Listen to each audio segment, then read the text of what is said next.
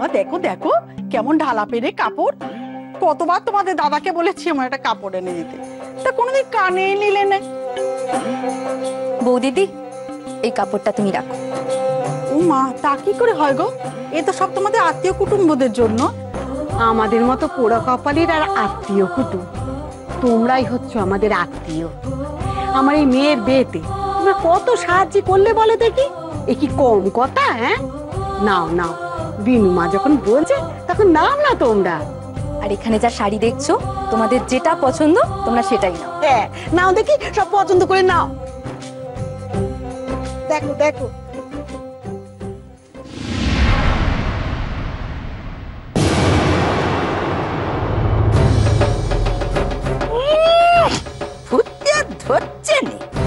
ওই তো ঘাটের মারা পাত্র জুটেছে, নিশ্চয়ই ওই ছুরি আমাকে এখন ট্যাকস ট্যাকস করে কথা শোনাবে। আমিও সদু পিসি, যদি কিছু শুনিয়েছে না, আমিও বাপের নাম ভুলিয়ে ছাড়ব। ও মা, সদু পিসি তুমি এসো এসো এসো এসো গো পিসি, চলো চলো পিসি বসবে, চলো। ধন্যি মেয়ে তোমার হরিমতি, বিয়ে নিয়ে একেবারে গোটা গাঁকে ন্যাজে গোবরে করে ছাড়লে। ওসব কথা এখন থাক না সদু পিসি, এখন ভালো ভালো মেয়েটার বিয়ে হয়ে গেলে আমি নিশ্চিন্তি হই। নাও ধরো।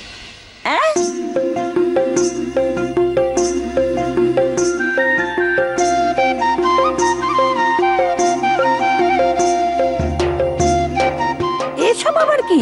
এটা তোমার জন্য, তুমি পড়ো। ও বাবা, আজকে তবে সূর্য পশ্চিমে উঠল।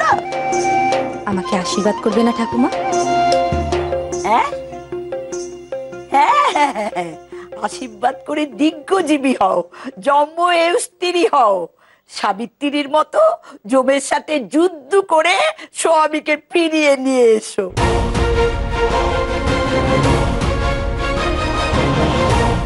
ও কি কথা কইছো সদু পিসি?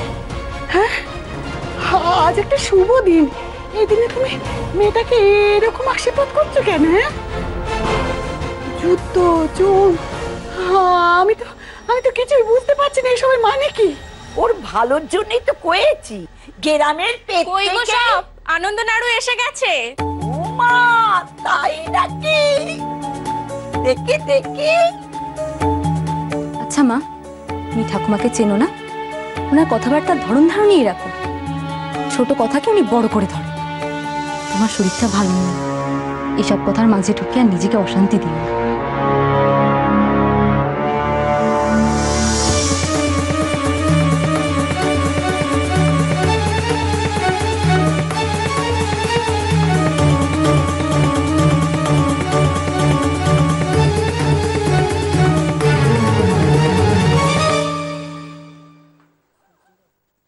আমায় ডেকেছিলেন মা?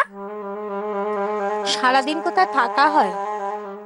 মেজমার সঙ্গে ঘুরঘুর না করলে বুঝি ভাত হজম হয় নাকো? এখানে দাঁড়াও, কথা আছে। হ্যাঁ, সকলকে যে কথা বলছিল, বর্দি বলে দিয়েছেন নতুন বউকে ভাত রান্না করে সকলকে খাওয়াতে হবে। তা তার পাটা তিনি ন্যাজে কাটবেন কি মুড়োয় কাটবেন তার ব্যাপার, আমার নাক গলানোর কোনো দরকার নেই গো। আমি তোমাদেরকে একটা কথা বলছি, কেউ কিন্তু হেসেলে ঘেসবে না, আর ওই নতুন বউয়ের হাতে হাতে কোনো কাজও করে দেবে না, আমি বলে রাখি। কিন্তু মা, কতগুলো নখ খাবে, একটু হাতে হাতে এগিয়ে না দিলে দুপুরের মধ্যে রান্না নামবে কি করে? ওই এলেন আমার সব জানতা বেপত্তারিনী মা, বলি কটা বাসন কোসন আর ওই কটা মশলার কৌটো বাউটা, সেগুলো না এগিয়ে দিলে বুঝি হাঁড়ি চড়বে না? কিন্তু নতুন বউ যে কোথায় কি আছে তা কিছুই জানে না। তো তোমার এত মাথা ব্যথা কেন শুনি মা? কান খুলে শুনে রাখো, এক পা এগিয়েছো কি মরেছো। তোমাকে যেন আমি খবরদার ওই হেসেলের ধারে কাছে ঘুরঘুর করতে না দেখি। ভেবো না এগুলো কথার কথা কইছি, যদি গন্ডি পেরিয়েছো তাহলে তোমাকে আমি ঘরে তালা বন্ধ করে রেখে দেব, আর সে তালার চাবি আমার এই আঁচলে ঝুলবে, আর আমিও দেখবো তখন তোমাকে কে উদ্ধার করে। ঠিক আছে মা, আমি আর হেসেলের কাছে যাব না। মনে তাকে জানো। মা সুহাস, যা তো মা, ওই দিদির ঘর থেকে আমার পানের ডিবেটা নিয়ে আয় তো, যা।